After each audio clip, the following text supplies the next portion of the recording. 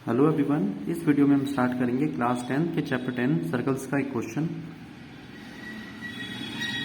PQ is a chord of a circle and PT is tangent at P such that angle QPT equal to 60 degree. Then find the measure of angle PRQ। बच्चे ये question CBSE board 2020 में पूछा गया था। इस question में कह रहा है PQ एक कॉर्ड है, PQ एक कॉर्ड है, ये PT is tangent at P, PT एक टेंजेंट है P पॉइंट पे सर्कल को टच करता हुआ। Angle QPT equal to 60 degree, QPT equal to 60 degree, ये पूरा एंगल 60 डिग्री गिवन है। आपको फाइंड करना है एंगल PRQ। PRQ मीन्स आपको ये वाला एंगल फाइंड करना है, ये वाला। ठीक है, अब इस क्वेश्चन को करना कैसे है, देखो यहां से सबसे पहले तो ना थोड़ा सा कंस्ट्रक्शन वर्क करेंगे हम। यहां से इसको ना यानी सर्कल के ऊपर एक पॉइंट ले लेंगे M, ठीक है, P को M से ज्वाइन कर देंगे और Q से, राइट। अब इसके आगे का देखो, तो यहां पर आप सबसे पहले तो कंस्ट्रक्शन लिख दो।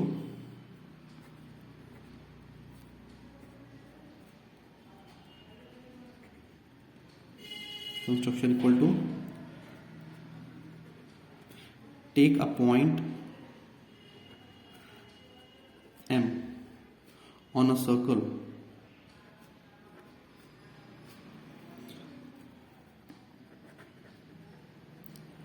join PM and QM।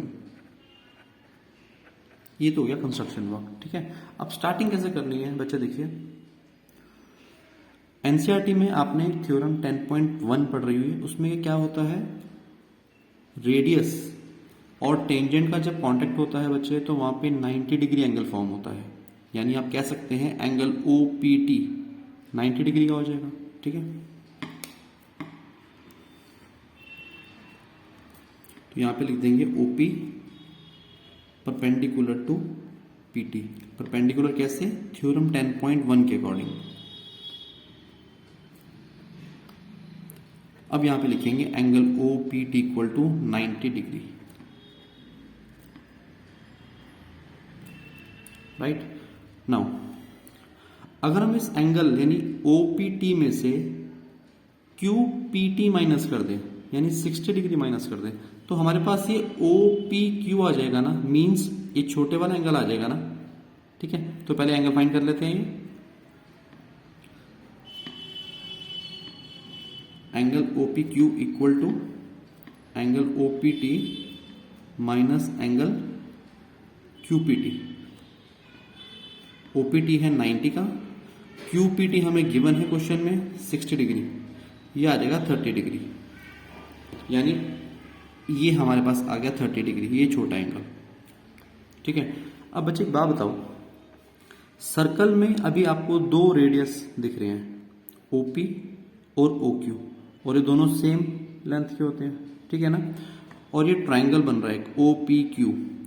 अगर मैं इस ट्रायंगल की बात करूं, OPQ ट्रायंगल की बात करूं, तो इसमें ये दो साइड्स इक्वल है ना, यानी एक्चुअल में तो रेडियस है बट ये ट्रायंगल की दो साइड्स भी हो गई। तो जब दो साइड्स इक्वल होती हैं किसी भी ट्रायंगल में, उनके जो ऑपोजिट वाले एंगल्स होते हैं वो इक्वल हो जाते हैं, यानी ये वाला एंगल और ये एंगल, ये दोनों एंगल्स इक्वल हो जाएंगे। ठीक है, अब ये वाला स्टेप यूज करेंगे।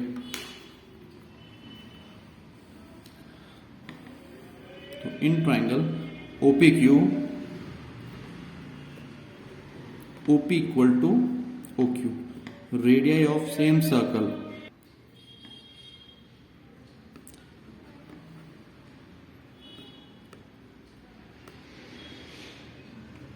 ठीक है, अब जब दो साइड्स इक्वल है ट्रायंगल की तो इनके ऑपोजिट एंगल्स भी इक्वल हो जाएंगे। एंगल्स के नाम है angle OPQ equal to angle OQP।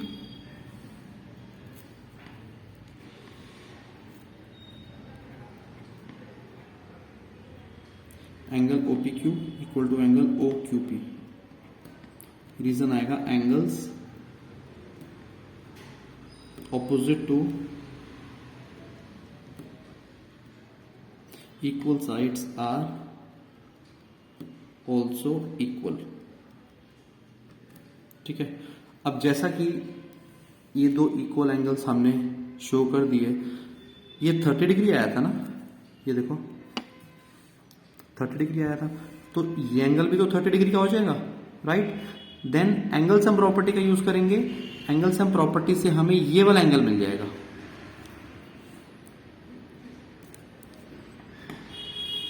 तो angle OPQ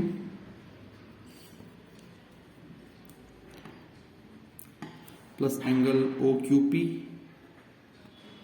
plus angle POQ equal to 180। ठीक है, OPQ की वैल्यू है 30 डिग्री, OQP भी 30 डिग्री, प्लस POQ हमें यहां से फाइंड करना है।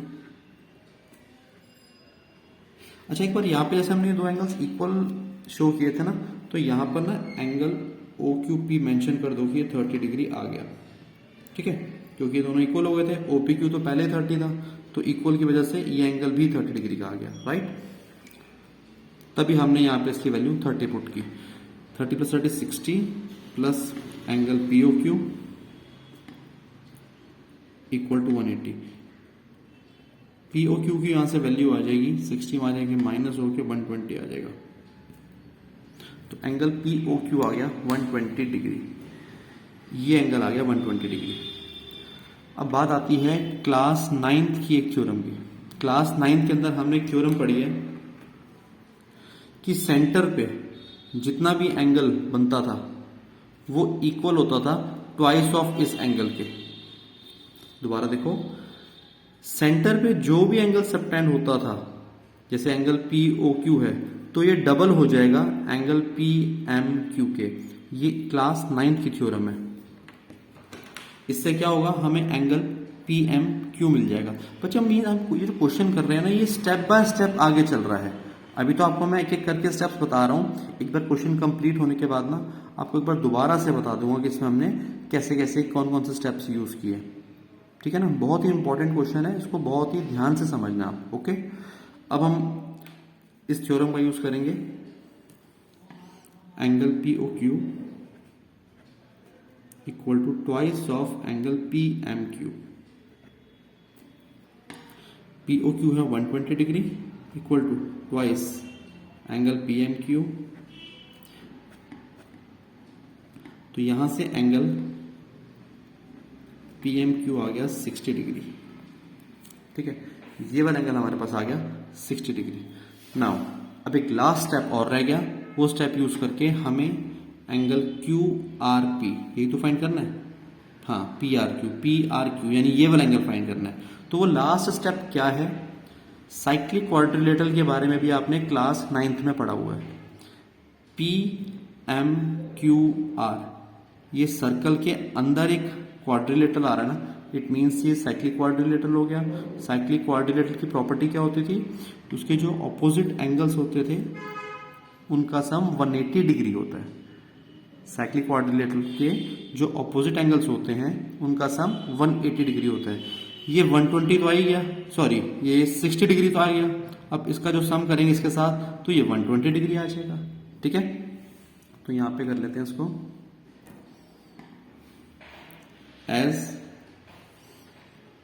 PMQR is a cyclic quadrilateral,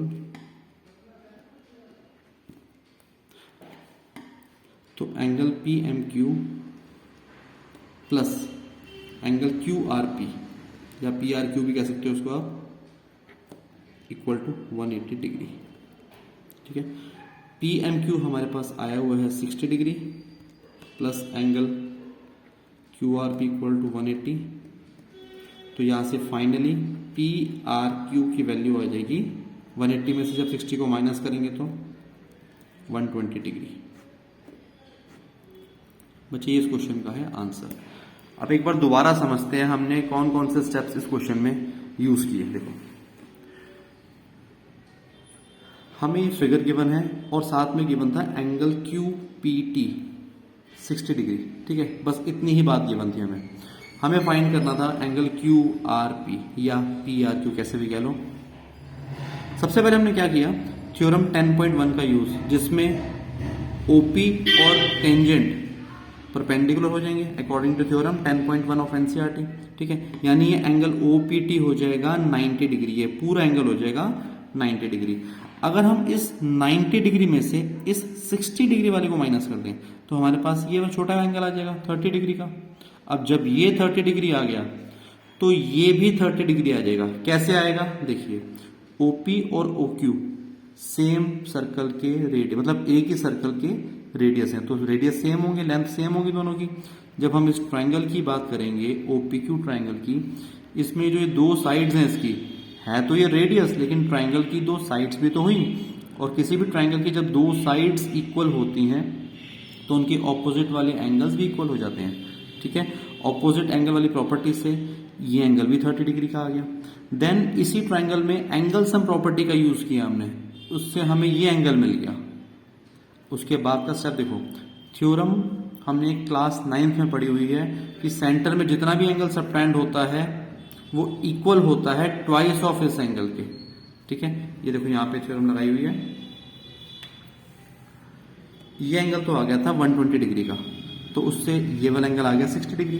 ठीक है, देन हमने देखा पी एम क्यू आर, ये सर्कल के ऊपर चारों पॉइंट्स लाई कर रहे हैं, इसका मतलब ये साइक्लिक क्वाड्रिलेटरल हो गया। अब जब साइक्लिक क्वाड्रिलेटरल हो गया तो उसमें ऑपोजिट एंगल का सम होता है 180 डिग्री। ये वाला एंगल हमारे पास 60 डिग्री आया हुआ था। ठीक है, तो साइक्लिक क्वाड्रिलेटरल वाली प्रॉपर्टी से ये एंगल कितना आ गया 120 डिग्री। मीन्स इस क्वेश्चन में क्या है, स्टेप बाय स्टेप आगे चल रहा है। इस क्वेश्चन की एक बार आप रिटन प्रैक्टिस करेंगे तो ही आपको अच्छे से क्लियर होगा। ठीक है।